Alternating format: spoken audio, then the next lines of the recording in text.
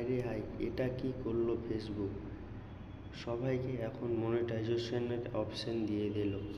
আপনারা জানতে হলে অবশ্যই ভিডিওটা লাস্ট পর্যন্ত দেখতে থাকুন। সর্বপ্রথম ফেসবুক ওপেন করবেন, তারপর আপনার সেটিংয়ে যাবেন। এখান থেকে